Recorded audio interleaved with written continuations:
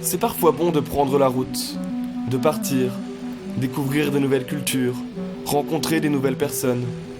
C'est aussi en voyageant qu'on réalise certains phénomènes. Et c'est justement ce qui nous est arrivé. Partout dans le monde, les citoyens se battent contre des grands projets dévastateurs qui menacent leurs maisons, leurs villages, voire leur pays. Ils ont en commun d'avoir une zone à défendre, une ZAD, comme celle de Notre-Dame-des-Landes en France par exemple. Cette cause commune nous a interpellés. On a voulu découvrir quelques-unes de ces ZAD. À bord de notre cher camion, Palinkuska, nous avons pris la route des zones à défendre.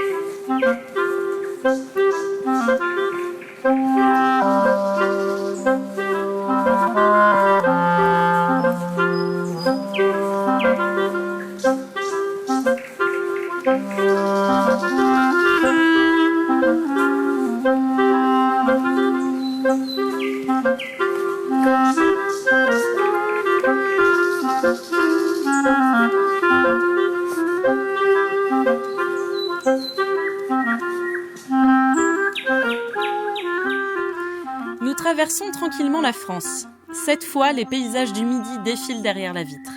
Nous arrivons au parc naturel des Grandes Causses, plus exactement sur le plateau du Larzac. C'est un lieu bien connu, une ancienne zone à défendre.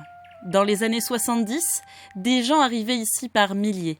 Pendant 10 ans, la population du Larzac s'est battue contre l'extension d'un camp militaire, contre des expropriations, contre la volonté d'un gouvernement. Squatteurs paysans et militants se sont mélangés. Ils ont réussi à s'entendre, ils ont même repensé le monde, tissé un nouveau schéma de société. Et cette communauté d'un nouveau type a finalement gagné. En 1981, le projet a été abandonné. Nous sommes donc sur une ancienne ZAD, défendue avec succès. Mais cette histoire commence déjà à dater. Ce qui nous intéresse, nous, c'est de savoir ce qu'il se passe dans le Larzac d'aujourd'hui, l'impact de la lutte 40 ans après. Est-ce que les grandes idées défendues à l'époque se sont concrétisées ? Le Larzac aurait-il été le même aujourd'hui s'il n'avait pas été une ZAD dans le passé ? Première chose constatée, le Larzac, c'est toujours la campagne. Des champs, de la forêt, des gros rochers et des élevages de brebis. Le Larzac restera, notre terre servira à la vie. Des moutons, pas des canons. La vocation est ici clairement agricole. Nous sommes dans la région du Roquefort et du Pérail, ne l'oublions pas. Mais quel type d'agriculture est pratiquée ? La même que celle des paysans de la lutte ? Plutôt traditionnelle ? Ou l'agriculture intensive des grosses exploitations ? L'agriculture des élevages de masse et des produits chimiques ? Pour avoir des réponses, il faut qu'on rencontre du monde. Et pour ça, ce n'est pas très dur, puisqu'on arrive peu de temps après le tournage du film « Tous au Larzac ». Très vite, on nous dirige vers la personne, vers la star, Léon. Il nous emmène en face de la bergerie de la Blaquière, un bâtiment mythique de la lutte, car il a été édifié collectivement et sans permis de construire au moment des expropriations. Pour tous les militants Larzac et pour tous ceux qui ont les cheveux blancs, qui sont venus à l'époque dans les années 73, 14, 15, travailler à la construction de la bergerie de la Blaquière, ça c'est un peu notre cathédrale. C'est une manif en dur. Je pense que si on revient dans 3 ou 4 siècles, elle sera encore là, parce qu'elle est construite en pierre, plus béton armé à l'intérieur des arceaux, donc ça ne peut jamais tomber, quoi. Alors que les vieilles bergeries autrefois étaient construites uniquement avec de la pierre, et sans ciment et sans béton armé. Donc vous pouvez revenir dans 4 siècles, elle sera là. Et ça c'est quelque chose pour l'histoire qui va rester. Voilà. Et puis il y a des pierres qui ont des noms, qui sont gravées. Il y a une pierre Noé, un endroit. Il est né ici, le gamin. Ses parents travaillaient à bergerie de la Blaquière. Le gamin est né ici, donc il doit avoir 42, 43 ans maintenant. Et il est passé il y a 2 ans justement. Et donc c'est son prénom qui est gravé sur une pierre. Puis il y a plein d'autres pierres qui ont été apportées par des militants de l'extérieur. Il y a les pierres de Rodez, de la cathédrale d'Orléans, il y a des pierres un peu partout, quoi. Maintenant il n'y a plus la menace de l'armée. L'armée, bon, elle est à côté, mais elle est dans son petit camp, elle ne bouge pas. Donc maintenant il n'y a plus la menace. Mais les gens, bon, il y a toujours des gens qui viennent en pagaille, mais c'est plus comme pendant la lutte du Larzac. Maintenant c'est plutôt des gens qui ont les cheveux un peu gris, qui viennent ou qui viennent faire avoir à leurs amis cette cathédrale, on appelle la cathédrale du Larzac, quoi. C'est ça.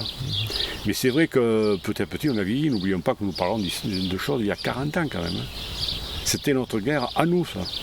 Moi je me rappelle de mes parents quand ils parlaient quand j'étais petit, ils me parlaient d'avant la guerre, pendant la guerre, après la guerre. Nous maintenant on dit avant Larzac, pendant Larzac, après Larzac. C'est différent, c'est notre guerre à nous les gens du Larzac, guerre non violente heureusement.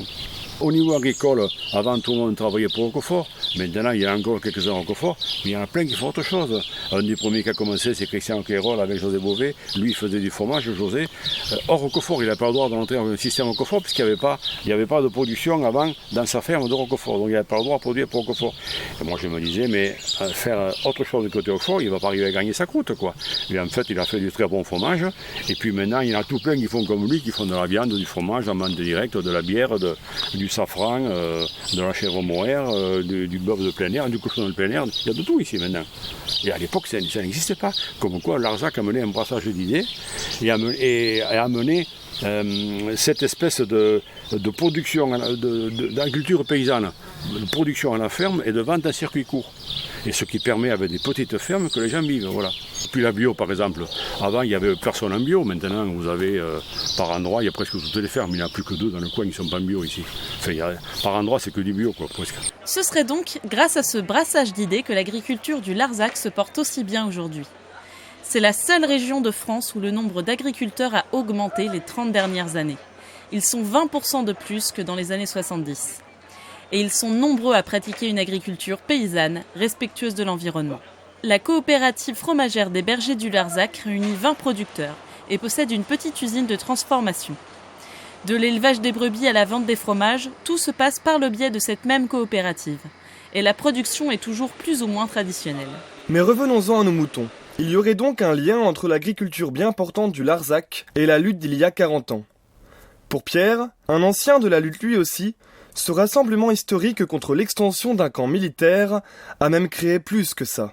Ce qu'il y a de sûr, c'est qu'il n'y aurait pas la solidarité qu'il y a, qu'on aurait le même individualisme qu'on avait avant la lutte, parce que le Larzac était très individualiste, et surtout que j'ai peur, je crois que ce serait un désert humain, parce qu'il y aurait très peu d'exploitation, il y aurait quelques grosses exploitations, mais il y en aurait très peu.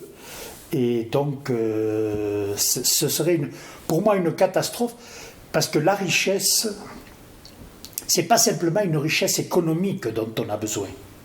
On a besoin aussi d'une richesse intellectuelle, des échanges, par la vie sociale qui se passe dans une région. Et c'est ça qui nous a... la lutte, elle nous a transformés complètement. Vous pouvez imaginer aisément que si vous nous aviez connus à l'époque, dans les années 70, avec vos idées à vous aujourd'hui, on se serait peut-être rentré dedans, quoi. Pour moi, le Larzac a dépassé toutes mes espérances. Bon, je suis un agriculteur de tradition, je suis pas quelqu'un qui est venu d'ailleurs sur Larzac, je suis venu d'ailleurs, mais bien avant la lutte du Larzac.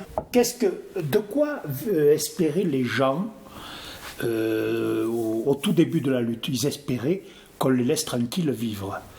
Or, la lutte a remis tellement de choses en cause dans notre façon de penser aussi, que ça nous a ouvert des horizons extraordinaires. Pourquoi sur le Larzac, il y a tant de gens qui ont envie de venir habiter et vivre, alors que partout en France, on a un désert rural? Bon, c'est parce qu'il y a eu une lutte et parce que les gens, d'abord on a créé un tissu social par toutes ces installations qu'on a pu faire, et il y a une vie sociale et associative très intense sur le plateau. L'objectif, c'était de dire on a besoin de plus de monde possible pour que les paysans aient une vie sociale. Et je crois que c'est ça qui est peut-être une des plus belles réussites du Larzac, de se dire non seulement ça se dépeuple plus, mais ça s'est repeuplé. Le principe de partage des terres est appliqué de manière très concrète au Larzac. Sur des milliers d'hectares, il n'y a pas de vrais propriétaires et la gestion des terres est collective. Les agriculteurs et les résidents sont tous réunis par le biais de la Société civile des terres du Larzac, la SCTL, une organisation foncière unique en France. Quand la lutte a été gagnée, il a fallu, comme on dit, mettre le Larzac à l'endroit, c'est-à-dire qu'on était totalement rentré dans l'illégalité et on était obligé, si on voulait vivre, rester dans l'illégalité. Or, on venait de gagner, donc il fallait que ce qui avait été fait, qui était interdit, c'est-à-dire la construction des bergeries, des bâtiments, les squats qui étaient faits et tout ça, il fallait le légaliser. Et puis trouver surtout un statut aux terres du Larzac que l'armée avait acquise par voie d'expropriation, donc elle en était propriétaire, mais au moment lorsque le Larzac a été gagné, ces terres la majorité des agriculteurs ont demandé la rétrocession. Par contre, il y avait un certain nombre de propriétaires fonciers qui, eux, n'étaient pas intéressés par ça du tout. Donc, ils avaient encaissé le fric déjà, ils ne voulaient pas... Et ça représentait une surface autour de 6300 hectares. Et c'est de là qu'est née la Société civile des terres du Larzac, qui a été un des premiers actes fondateurs de l'après-Larzac. Il y a un conseil de gérance nommé des gens qui sont élus, il y a des élections donc, et ce conseil de gérance est constitué de fermiers. Les gens avaient des baux qui ont été faits par la SCTL, c'est le sigle c'est SCTL, et à des agriculteurs, c'était des baux de carrière. Et c'est ça qui était révolutionnaire.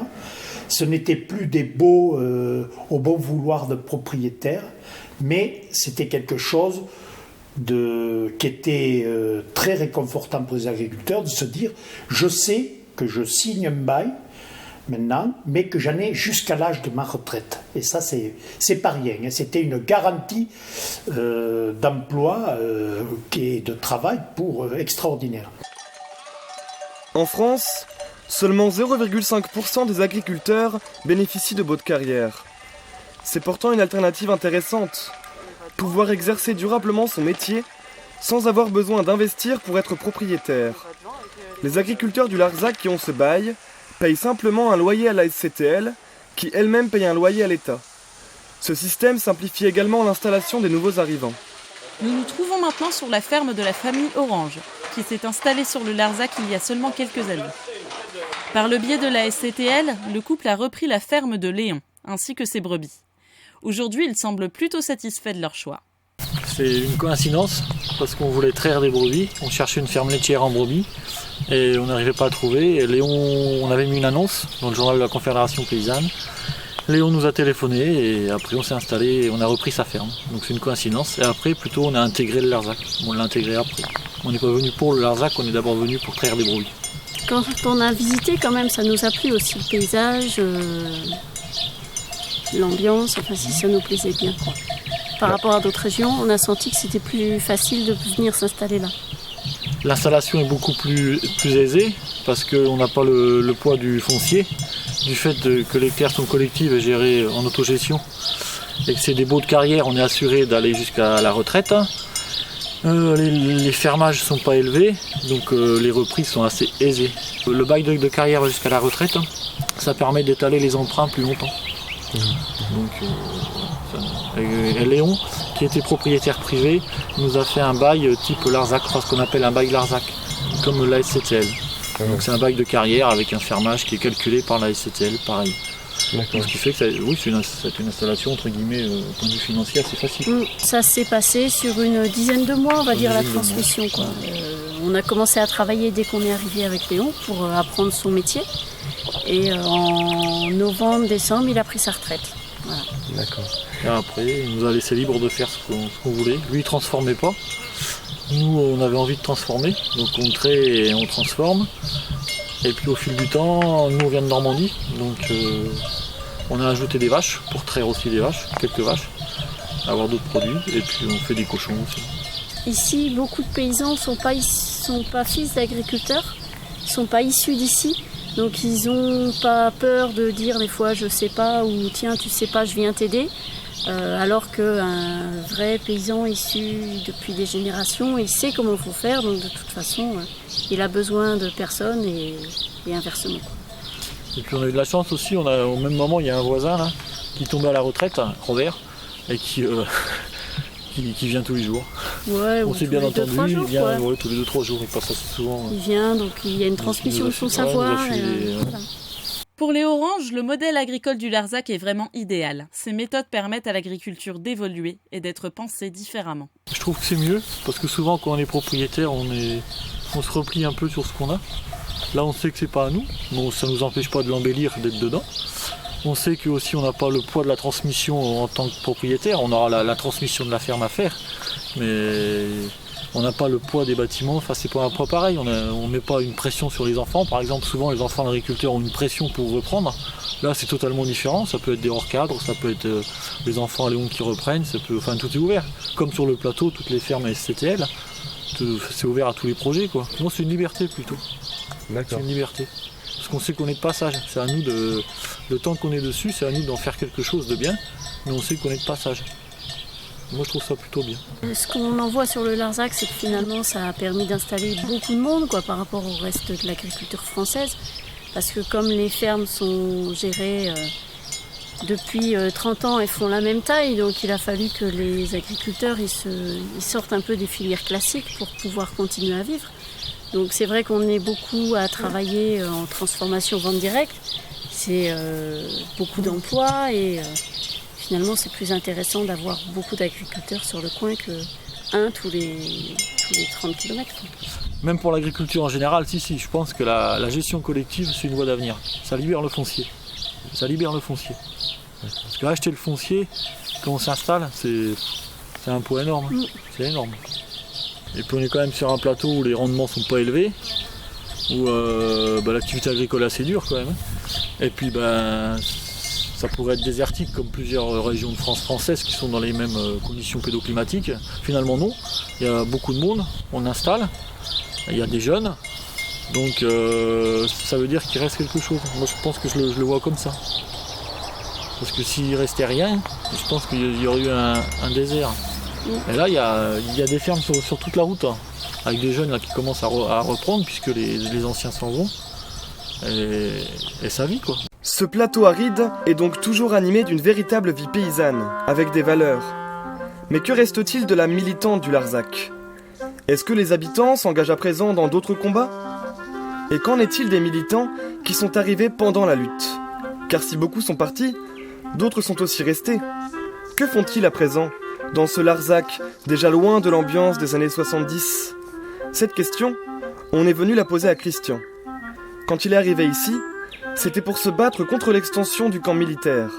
Et aujourd'hui, il élève des brebis. Je suis arrivé ici en 75, parce que j'étais objecteur de conscience, donc en but avec l'armée bien sûr, parce que je refusais de faire le service militaire, et que je cherchais à faire un service civil qui soit en lien avec mes idées.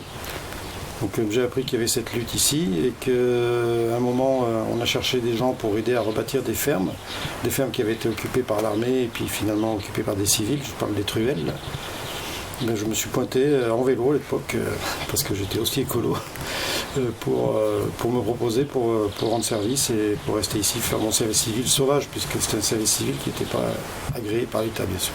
Je crois que j'ai pris un peu racine dans cette terre que j'aime beaucoup. J'aime beaucoup ce paysage, j'aime beaucoup cette rudesse et ces immenses espaces. Et puis que j'aime le métier de paysan aussi, c'est-à-dire j'ai pas découvert complètement ça ici, j'avais déjà un peu expérimenté, mais je suis fils de cheminot, donc je suis pas fils de paysan et je n'ai pas espoir de pouvoir m'installer comme paysan ailleurs. Et ici l'opportunité s'est présentée de trouver à m'installer, donc je suis resté. J'avais fait une année de lycée, de collège agricole quand même, mais j'avais pas appris vraiment le métier là, surtout pas l'élevage. Donc l'élevage je l'ai appris sur le tas en allant donner des coups de main dans les fermes, en étant proche des paysans pendant toute la lutte et donc en participant à leurs travaux. Et puis après, en squattant une ferme qui s'appelle la ferme de Cavaillès, près d'ici, où on avait monté un troupeau de brebis avec un berger. Donc lui, il maîtrisait le métier et j'ai appris un peu à ses côtés. À gauche. Easy avance à gauche. Top, couché. Couché. Christian est un membre actif de la Confédération paysanne, ainsi que de la Via Campesina, le mouvement international des paysans. Les Larzaciens sont pour beaucoup dans la création de la Confédération paysanne, en 1987. Ce syndicat agricole se bat pour une agriculture respectueuse de l'homme et de l'environnement. Elle s'oppose aux OGM et aux multinationales de l'agroalimentaire. Cette philosophie est ancrée dans le Larzac d'aujourd'hui. C'est à Millau, la ville la plus proche, qu'a eu lieu le fameux démontage de McDonald's en 1999. Le plateau est aussi réputé pour son mouvement de faucheurs volontaires qui détruisent les champs OGM. Finalement, de nombreuses luttes paysannes naissent et se déroulent ici. Le Larzac a bel et bien gardé son âme. Ici, on se battait pour garder une terre, mais pas pour en faire n'importe quoi, donc c'est quand même en lien.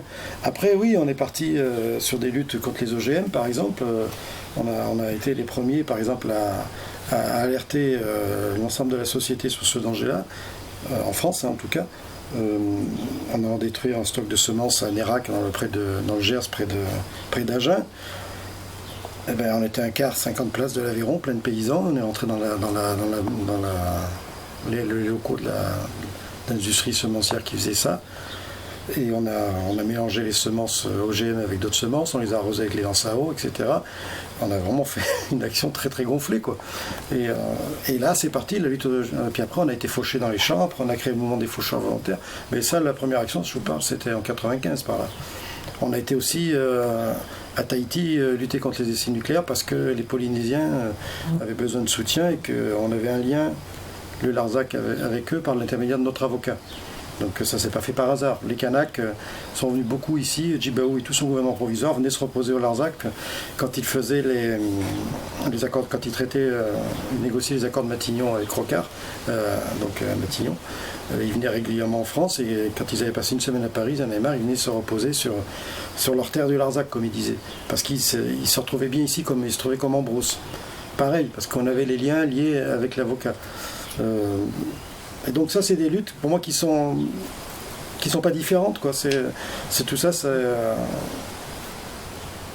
c'est lié avec le même idéal de changer le monde et de faire un monde plus juste, plus solidaire, où moi je me retrouverais mieux, quoi. Donc c'est très égoïste en fait. Pour moi, paysan, c'est pas un métier, c'est une manière d'être. Et c'est pas une exploitation, c'est une ferme.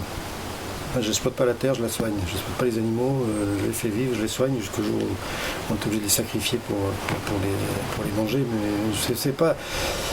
Les mots ont une sacrée importance, quoi. Exploitation agricole, c'est pas un mot qui me plaît, c'est pas un mot qui nous plaît à la Confédération paysanne. Et pour moi, c'est un tout, c'est-à-dire que j'arrive à concevoir mon métier tout en étant de temps en temps disponible pour faire autre chose. Quelquefois, ça se bouscule, quelquefois, il y a tout qui arrive ensemble, donc il faut gérer. Mais si on ne le conçoit pas dès le départ, on n'est jamais libre, on a toujours du boulot. Et je crois que j'ai plein de copains qui sont très, très conscients d'un tas de choses et tout, mais qui ne sont jamais disponibles parce qu'ils sont toujours pris par leur boulot. Mais parce qu'ils s'organisent pas du tout pour être disponibles. À partir du moment où on s'organise pour l'être, on peut arriver à l'être plus ou moins. Hein, ça dépend du style de ferme qu'on a, etc. Mais je ne suis pas paysan pour être militant, ni militant pour être paysan. C'est les deux qui me comblent, quoi. Ma vie, elle est faite de ça. Et je le sais depuis le jour où je me suis installé ici. C'était pas un souci pour moi, quoi. C'est le contraire, un avantage. J'ai pas de patron sur le dos. C'est un métier qui me laisse quand même aussi le droit d'organiser ma vie comme je le veux. Et pour ça, c'est génial. Au fond, ça veut dire quoi, militer ? C'est quoi, lutter ? Nous retrouvons à présent Chantal, dans sa bergerie. Elle est arrivée dans les années 80, à la toute fin du combat contre la base militaire. Pour elle, s'opposer au projet de l'armée, ce n'était pas la seule chose qui comptait. C'était aussi que le Larzac soit devenu un endroit ouvert, un endroit différent.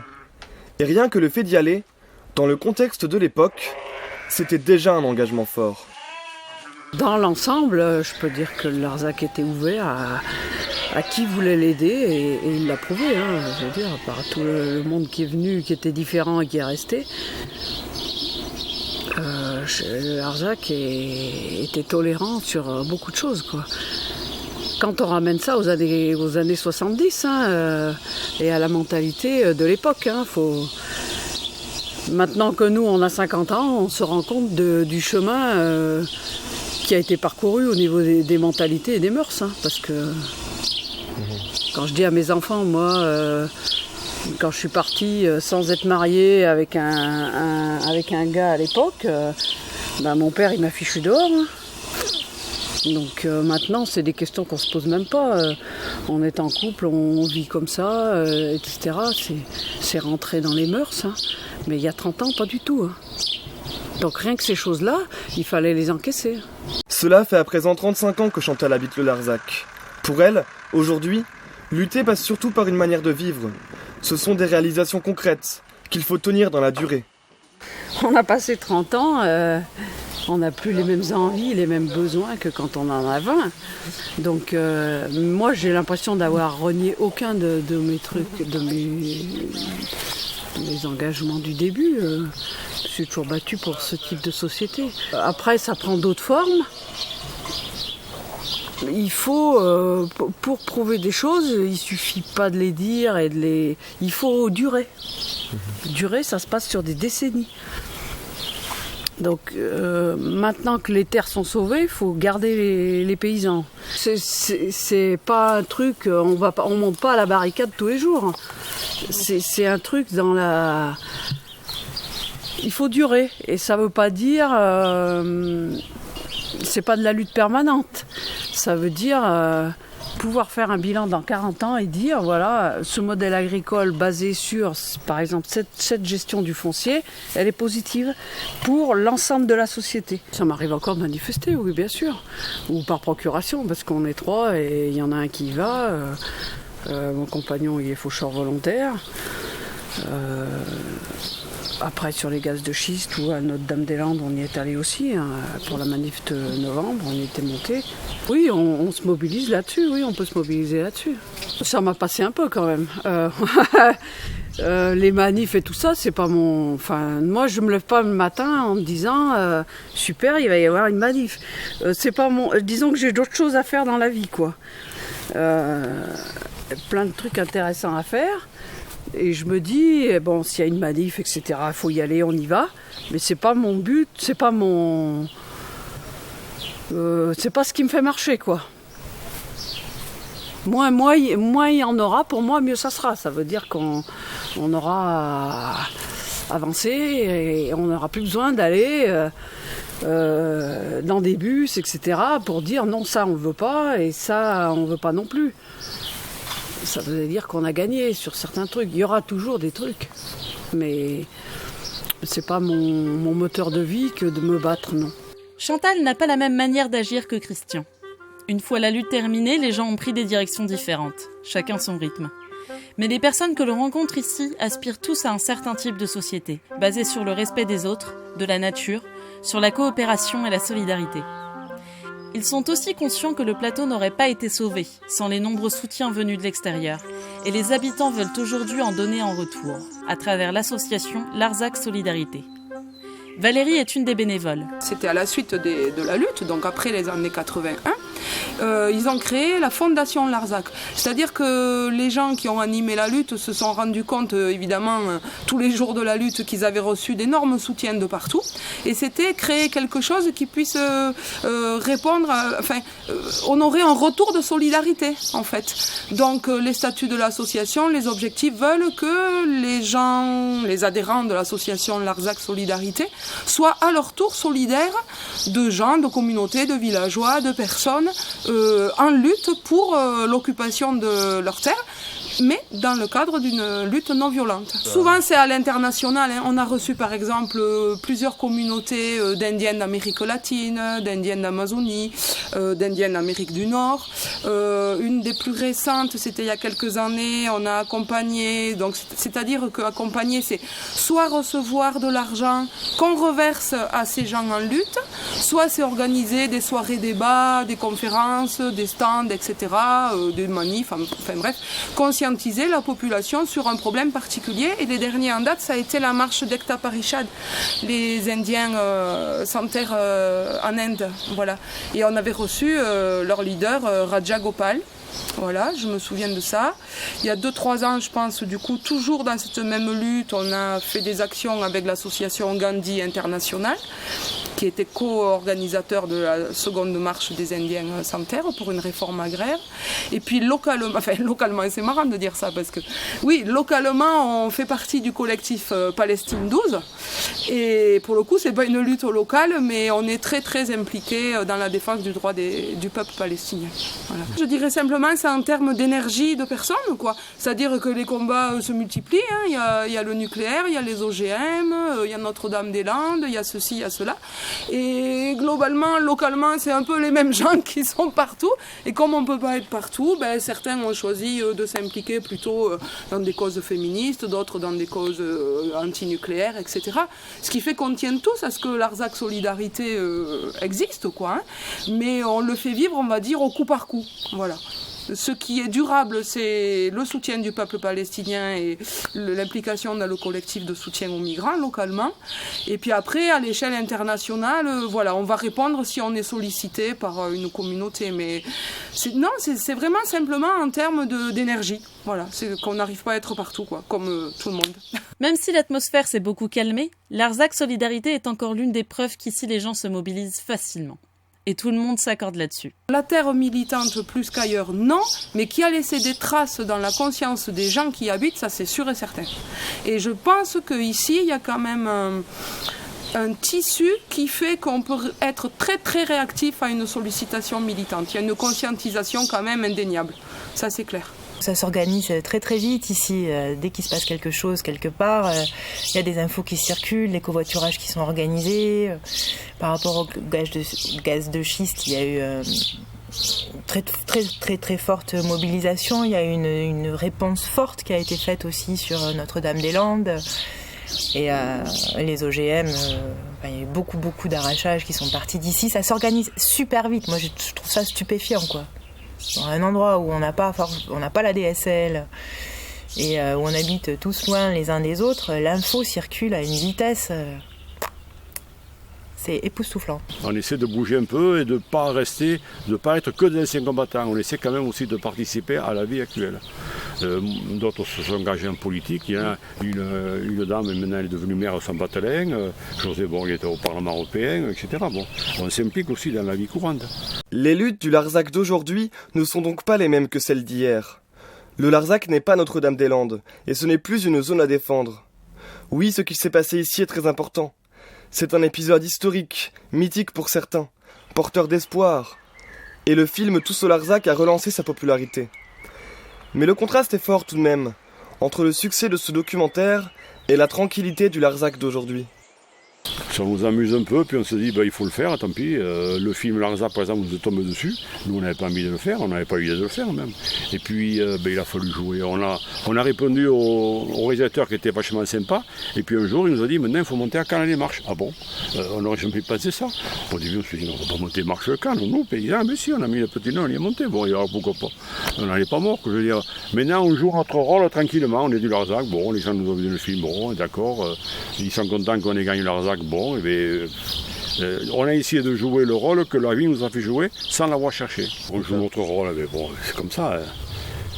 On est obligé, on ne peut pas refuser quand les gens nous demandent quand vous me demandez de venir faire des images, on ne peut pas refuser quoi. Bon, comme je vous ai dit, allez, j'en ai marre de raconter ma vie pour la 50e fois. Surtout ce qui m'énerve, mais ça c'est pas propre au Larzac, c'est de voir ses propos déformés par la suite. Voilà, parce que les journalistes souvent veulent entendre quelque chose, d'un côté ou de l'autre. Ils ont leur idée préconçue et moi ça m'énerve d'avoir le sentiment d'avoir été utilisé en fait. Ça m'insupporte. Après, la lutte, on va pas la renier, hein. Elle a existé, c'est quelque chose fédérateur qui a existé, qui a semé les choses et grâce à laquelle, quand même, mince quoi, c'est un exemple. Et après, si les gens l'idéalisent et le mythifient, c'est leur problème, hein. Parce que, voilà, moi je dis toujours, c'est pas parce qu'il y a eu la lutte et que les gens ont su faire quelque chose ensemble à un moment donné que les gens sont parfaits. C'est comme partout. Faut pas déifier les gens, ni mythifier la lutte, quoi. Mais c'est pas parce que ça n'a pas été parfait, et c'est pas parce que la vie n'est pas parfaite maintenant entre peut-être plusieurs tendances de pensée, c'est pas pour autant qu'il faut renier l'acquis, quoi. L'histoire elle a tellement laissé de traces que ce mythe un peu continue à perdurer, mais je dirais pas que le Larzac est plus une terre de lutte qu'ailleurs, parce que Moi je vois qu'il y a des luttes ailleurs, hein, et en allant les soutenir justement avec la conf et tout, on voit bien que ça ne bouge pas que sur le Larzac. Maintenant on a un avantage, c'est qu'on est connu pour avoir lutté, et donc on nous demande souvent de venir témoigner ou de soutenir telle ou telle lutte, ou des gens viennent ici pour essayer de comprendre pourquoi ça a pris ici, puis ça ne prend pas chez eux. Mais beaucoup des anciens du Larzac ne sont plus du tout actifs dans aucune lutte. Ils soutiennent, on ne peut pas dire qu'ils se bougent beaucoup. Les jeunes du Larzac, moi j'ai beaucoup de mal à les mobiliser au niveau de la conf par exemple. Donc je ne trouve pas que ce soit plus vivant au niveau de lutte qu'ailleurs. Maintenant, cette histoire a fait que le mythe perdure et que ça peut être utile. Ça peut être utile quand on va à 3 du Larzac, à notre Dame-et-Lande témoigner qu'au Larzac on a gagné. Ça compte vachement quand on va occuper la ferme des 1000 vaches dans la Somme, qu'il y a des gens du Larzac. Ça compte aussi. Tout de suite, les gens disent mince, il y a aussi, même des gens du Larzac, quoi.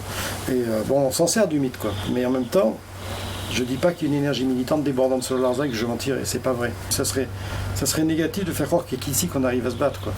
En plus de ça, moi je pense qu'il y a plein d'endroits où les gens mènent des luttes formidables et dont les médias ne parlent pas, et qui sont aussi bien aussi fortes que celles qu'il y a eu ici. La lutte du Larzac a quand même laissé des héritages. Par exemple, le journal militant Gardarem le Larzac, dont Thierry est le directeur de publication. C'était le numéro 100. Voilà. C'est vrai que les premiers n'imaginaient pas qu'en faisant le premier numéro qu'il y en aurait 100, et en fait on en est à 378 maintenant. Il a été créé d'abord comme moyen de diffusion d'informations sur la lutte, comme moyen de mobilisation aussi, puisque la lutte du Larzac dans les années 70, beaucoup de gens s'y sont intéressés, beaucoup de gens s'y sont investis. Donc c'était important de faire le lien, de dire aux gens qui étaient répartis un peu dans toute la France ce qui se passait sur le plateau. Et puis aussi pour populariser la lutte aussi, c'était un moyen de dire quel était le problème sur le Larzac, quelles actions étaient menées, comment on s'opposait au projet. Mais très vite, c'est un journal qui n'a pas parlé que du Larzac en fait, parce que il y a d'autres luttes à populariser, il y avait d'autres problèmes ailleurs, notamment à l'époque sur les centrales nucléaires par exemple.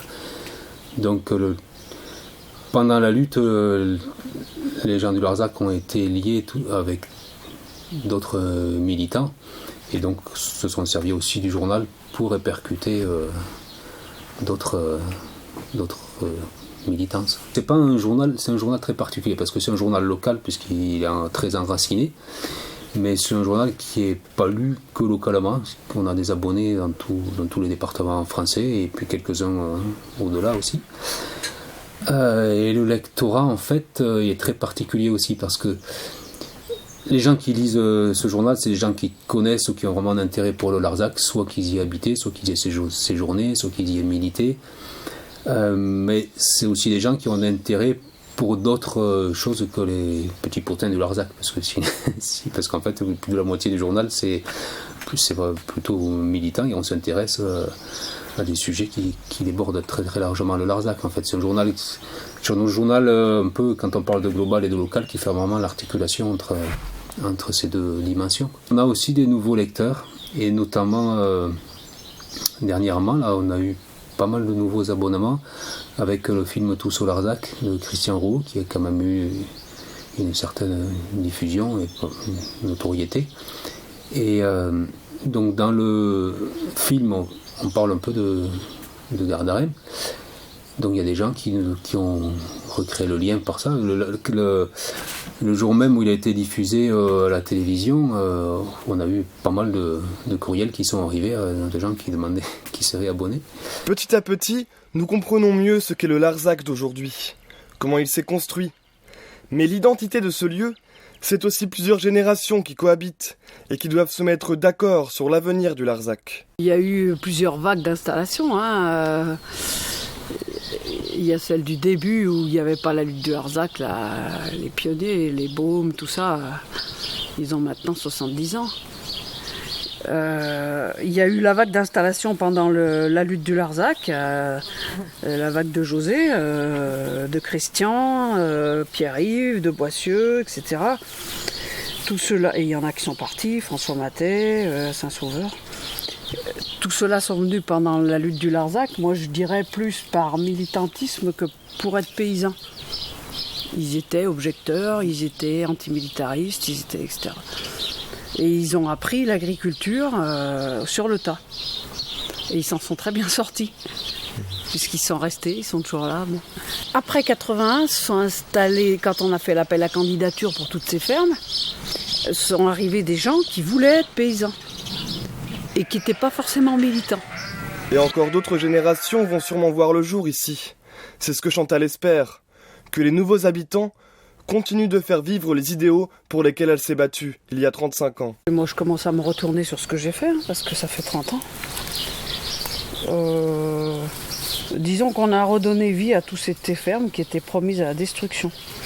Ici, ça devait être bombardé, ça devait être une cible de tir, Saint-Martin, il ne faut jamais l'oublier.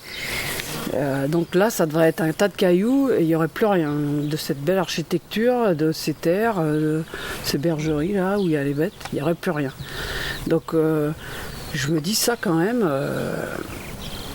on a fait du boulot. On l'a sauvé, on l'a réhabilité, on l'a fait vivre parce qu'il y a les bêtes, il y a un troupeau, on a fait vivre les terres, on a exploité les terres, travaillé les terres, on a fait de tout dessus, c'est bien. Et ça, on le fait toujours. Donc ça, effectivement, ça remplit déjà une vie. Hein. Après, on peut toujours améliorer. Le challenge va être de passer... Moi, j'aimerais qu'à l'avenir, la Société civile des terres du Larzac existe toujours. Que dans 40 ans, si je suis toujours en vie, on puisse dire cet outil-là fonctionne toujours. Il y a toujours des installations. Le foncier est toujours préservé. Il n'y a que de l'agriculture dessus. Voilà, pour nous... Mais c'est jamais fini. Moi, je pense c'est comme le colibri là, de Pierre Rabhi. Je pense que nous, on aura fait ce qu'on a pu. On aura enclenché la première marche de dire ces fermes, elles devaient être détruites. On les a toutes récupérées. On s'est installé, on a vécu dessus. On va les transmettre à quelqu'un. On pense qu'il s'en occupera aussi bien que nous. Et puis après, il le transmettra à quelqu'un d'autre. La passion pour cette terre, Chantal l'a transmise à son fils, Romain. Il est aujourd'hui installé sur la ferme des Baumes, un joli domaine taillé dans la pierre qui a déjà fait son apparition dans les médias. C'est ici que le bail de la SCTL avec l'État a été officiellement reconduit en 2013, pour 39 nouvelles années. Ça s'est fait, moi, je me voyais pas faire autre chose déjà comme métier, quoi. Parce que l'agriculture rejoint plein de métiers qui me passionnaient et manuels qui plus est. Il y a toujours de tout à faire. Moi, je suis plus branché mécanique et culture, mais donc, ça regroupe quand même pas mal de boulot. Donc déjà par ce biais-là, je ne voyais pas faire autre chose. Et même dans ma philosophie de vie, quoi, c'est la base. L'agriculture, c'est nourrir, pour moi, je ne me voyais pas faire autre chose. Voilà. Et ici, encore moins, parce que je suis né là. Je ne me voyais pas ailleurs non plus, quoi. C'est viscéral. C'est dur, mais c'est le pays, quoi. Romain protège les acquis pour lesquels ses parents se sont battus. Mais il a aussi ses propres envies et ses propres visions. Il prend plus de distance par rapport à la lutte des années 70. Ils l'ont vécu, pour eux, c'est énormément dans leur vie. Bon, nous, c'est vrai que la génération d'après, on ne l'a pas forcément vécu. On est content que ça soit fait, parce que sinon on ne serait pas là, effectivement. Mais pour ma part, on est plutôt dans l'idée de se dire il faut avancer. Donc c'est bien d'en parler, c'était quelque chose de bien, mais c'est vrai qu'au bout d'un moment, effectivement, il faut passer à autre chose, quoi. Moi, je suis dans cette dynamique-là, plus ou moins, dans cette dynamique fédérative pour la SCTL, les CUMA. Moi, c'est dans mon état d'esprit. Mais après, c'est sûr que ceux qui n'y sont pas, c'est pas qu'ils sont mal vus, mais c'est vrai que c'est... il y a une petite pression de ce côté-là, de se dire cet outil-là, il faut le faire perdurer, il faut le faire évoluer. Donc là aussi, la nouvelle génération doit s'imposer, donner sa vision de ce collectif-là et donner l'orientation qu'il a envie de donner. Parce que ce sera peut-être pas forcément la même que, je dis les vieux, mais que ceux qui étaient là avant avaient. Tout tout évolue, tout change. Donc c'est ça qui n'est pas évident à faire passer, c'est d'y aller, que la nouvelle génération y aille et qu'elle impulse sa dynamique et son objectif à elle. Et du coup le faire passer par rapport aux anciens qui eux n'ont pas forcément la même logique. Et c'est vrai que ça met la pression. C'est délicat.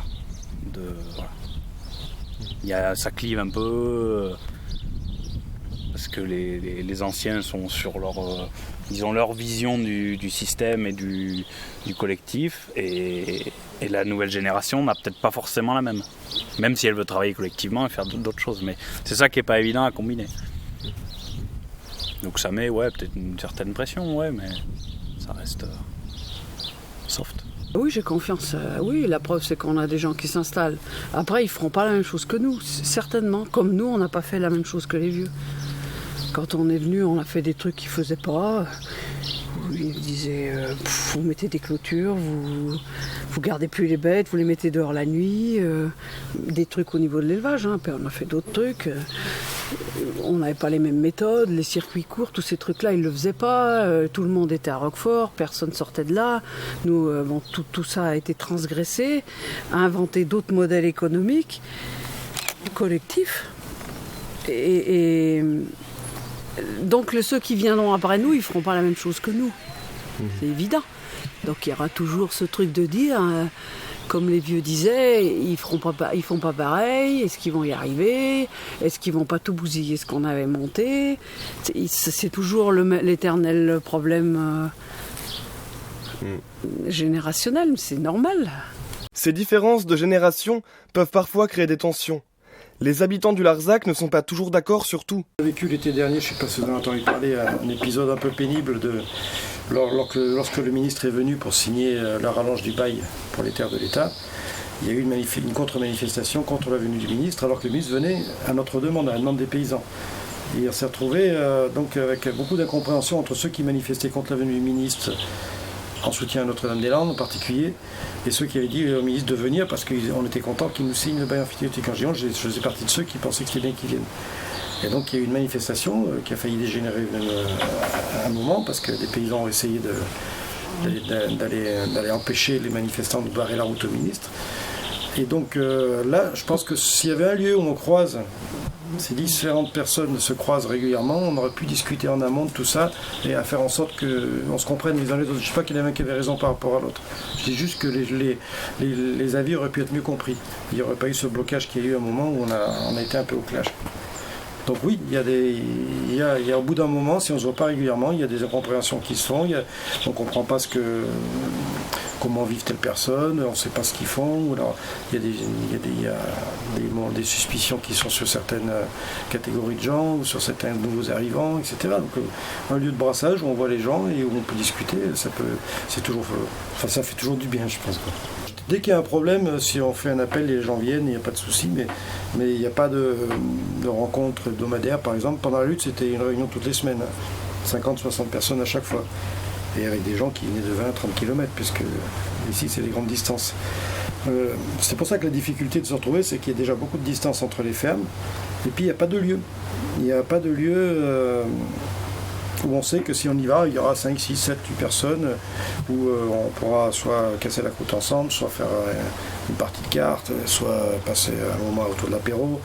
Ça n'existe pas ici, quoi. C'est pas comme dans les villages où il y a un bistrot en général.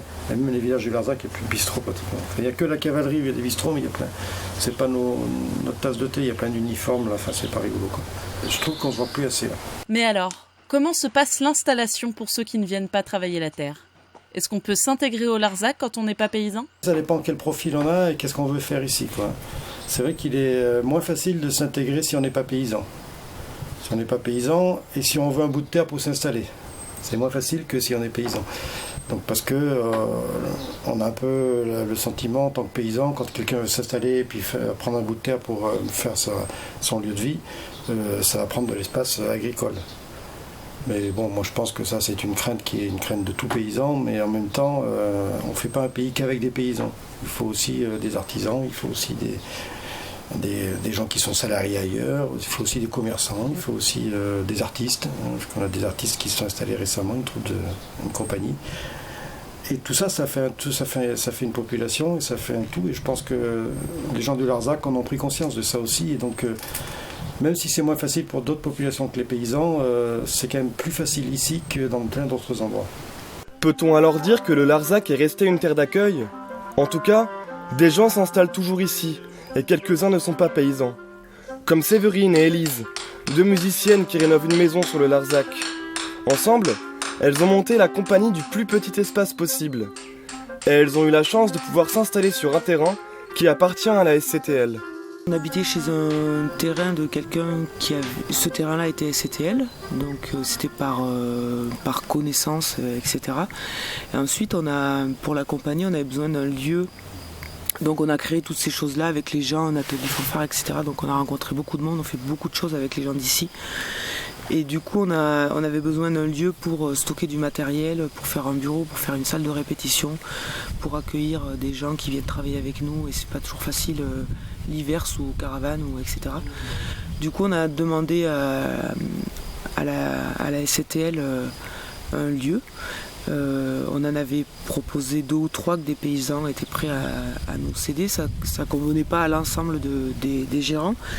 Et il y a un gérant dans le lot qui avait le lieu ici et qui a dit spontanément si ça vous intéresse, moi je veux bien le sortir de mes terres, etc. Donc suite à ça, on a fait un dossier expliquant notre projet. Puis il y a eu, je sais plus, à peu près 6 mois de délai où les gens discutent entre eux et pour accepter ou ne pas accepter le projet. Voilà, puis ça a été accepté et du coup on habite là et on construit, on retape cette ancienne maison de cantonnier. Pour Séverine, qu'on soit paysan ou non, c'est plutôt facile de s'intégrer au Larzac. Il n'y a pas que des paysans. Et puis les paysans ici, en effet, sont la plupart très ouverts. Puis après, il n'y a pas que des paysans non plus. Donc oui, ça c'est tout à fait possible. Ouais. Il n'y a pas de problème. D'accord. Après, on a chacun des affinités différentes les uns aux autres. Et voilà. Mais sur le Larzac, si on n'est pas amis, on est voisins. Il y a quand même ce truc-là que moi j'ai connu quand j'étais petite dans le Cantal, où les gens s'entraidaient, etc. Ça, en effet, ça perdure, et tant mieux. La particularité d'ici, c'est qu'il y a des gens d'ailleurs qui sont venus déjà depuis 40 ans, 30 ans. Donc ça, c'est des choses qui en effet font bouger le milieu rural en France. Après, c'est pas le seul endroit. Il y a des endroits qui sont comme ça dans les Cévennes, il y a des endroits qui sont comme ça en Ardèche, dans la Drôme énormément, en Bretagne aussi. En fait, c'est tous les endroits où il y a il y a du passage. C'est pas spécifique au Larzac en fait. Il y a une bonne ambiance ici, mais il ne faut pas non plus idéaliser le Larzac. Il est ce qu'il est, avec toutes ses nuances. Mathilde non plus n'est pas paysanne, c'est une artiste. Une plasticienne. Elle s'est installée ici récemment. Pour elle, cet endroit est rempli de contrastes. C'est ce qui fait son identité. Elle nous partage sa réflexion sur la lutte. Moi, ce qui me touche ici, c'est le paysage, l'ouverture du ciel, la lumière, un contexte social plus que j'aime bien parce que comme il est restreint, il est extrêmement ouvert. Du coup, moi, je viens de la ville où les clivages sont beaucoup plus net entre les générations, entre les groupes d'appartenance, etc. Dans un contexte plus réduit, fatalement, les gens se croisent et se côtoient. Après, il n'y a pas de comité d'accueil ici, on est accueillis comme on est, je pense. Je suis pas une militante avec panoplie, donc voilà, il y a peut-être des gens pour qui ça va plus vite, ou voilà. Mais globalement, oui, les gens... Comme partout dans les milieux qui sont plus restreints, les gens sont curieux des autres, quoi. Tout ce qui est lutte, en fait, au moment où c'est vécu, je pense qu'il y a une ferveur qui rassemble les gens et que ensuite, une fois que la lutte est gagnée, peut-être qu'avec le temps, parce que maintenant ça fait une 40aine d'années quand même que cette lutte a eu lieu, peut-être qu'avec le temps, certains se sont reposés dessus. Et mais comment je pourrais expliquer ça ? Il y a une phrase qui me tourne souvent dans la tête. Pour moi, les vainqueurs, ils deviennent fatalement conservateurs. Et les révolutions, elles ont souvent conduit à des dictatures. je veux pas faire des généralités, hein, je suis pas en train de jeter du sel sur le feu, mais quelque part, il y a peut-être, dans l'utopie, il y a un désir de changement profond qui mène les gens vers le combat, etc. Et effectivement, une fois que le combat est gagné, qu'est-ce qu'on fait de ça en tant qu'humain ? Et il me semble, après c'est tout à fait naturel parce qu'on est tous pétris de paradoxes et de contradictions. Donc effectivement, il y a peut-être ici, à un endroit, ce qui était de l'ordre de l'utopie et du tout est possible, qui est devenu une forme de système de pensée, une forme de pensée unique, et qui a du mal à laisser la place aux nouvelles générations avec peut-être une autre façon d'aborder le monde, parce que le monde il change très vite, il a vraiment beaucoup changé depuis la lutte. Et donc c'est vrai qu'il y a toute une nouvelle génération qui peut être soit fils d'eux, soit pas fils d'eux et venant d'ailleurs, mais qui a du mal à trouver une identité, parce que cette lutte, elle a été tellement forte, il leur est arrivé quelque chose de tellement incroyable, et ils ont su en plus, après cette lutte, créer des outils qui sont quand même, assez fantastiques, avec justement ce truc de peut-être pas se remettre assez en question pour ouvrir vers les générations nouvelles avec des problématiques nouvelles. Voilà. Je dirais par rapport à l'utopie qu'il faut toujours rester utopique, même quand on gagne un combat. La remise en question, elle est absolument nécessaire. Et je pense que c'est quelque chose qu'on devrait envisager par rapport à la lutte. La lutte, c'est une chose, et on a le feu et on a la niaque, mais surtout derrière, garder le feu et garder la niaque et rester ouvert. Après, je détiens aucune vérité et je comprends que l'éternité qu'on possède quand on a 20 ans, et quand on en a 50 ou 60, on est plus dans un rapport au monde réel, et peut-être que des outils fantastiques qu'on a mis en œuvre, on se demande comment on peut finalement, parce qu'on est bien ici, rester là, quoi. Après, c'est pas quelque chose qui fait souffrir au quotidien, quoi. Je veux dire, il n'y a pas un problème de dialogue. Le dialogue, il est à celui qui s'en saisit. Les rapports humains, heureusement, ils sont pas basés sur le CV des gens, quoi. Je souhaite ça à l'humanité entière. Je veux dire qu'on a tous le droit de faire des trucs et d'autres trucs, et d'arriver d'endroits différents, et d'avoir des choses à partager, et même des choses qui peuvent être conflictuelles au niveau de la parole, et que ça soit pas problématique juste de pas être d'accord sur un truc, que ça empêche pas les relations, quoi. Ah non, après vraiment il y a une chose, c'est vraiment très différent. On n'est pas c'est pas une secte ici, hein. Je veux dire, il n'y a pas d'examen d'entrée quand même, heureusement. Voilà, il y a peut-être une remise en question qui s'est pas faite, mais il y a eu une expérience qu'ils ont traversée, qui les rassemble, qui est indéniable. Voilà, après la place, comment dire. Moi, dans ma relation au monde, j'ai cessé de demander à ce qu'on me fasse une place. La place, je le prends. Et comme je te disais, moi, j'ai un rapport très fort aux nuages. Ici, il y en a beaucoup, c'est super. La remise en question, c'est ce qui permet de créer de nouvelles choses, d'aller de l'avant. C'est ce qui permet au Larzac d'adapter l'héritage de la lutte aux réalités actuelles, même si ce n'est pas toujours facile. Une chose est sûre, l'histoire militante du Larzac a laissé des traces, même après 40 ans. Cette fois-ci, nous partons. Pour de bon. Et pas d'autres zones à défendre sur notre route. En tout cas pas pour le moment. Il faudrait plus d'une vie pour visiter tous les endroits qui ont besoin d'être défendus. De grands projets inutiles et imposés aux populations apparaissent partout. Et ils génèrent de gros dégâts. Mais les résistances aussi se multiplient. Des gens refusent de se laisser faire. Et ils luttent avec leurs rêves, leurs valeurs. Ils défendent leurs projets à eux, qui sont souvent bien plus concrets. Dans les ZAD, on expérimente. On cherche des alternatives, loin des multinationales, du profit, du progrès technologique. Et on y cultive l'espoir d'une société meilleure. De Larzac restera, notre terre servira à la vie. Des moutons, pas des canons, jamais nous ne partirons. De gré, de force, nous garderons Larzac. De gré, de force, nous garderons Larzac. Nous sommes 103 paysans, invités à foutre le camp. De Bré a dit j'ai décidé, je veux la terre pour mon armée.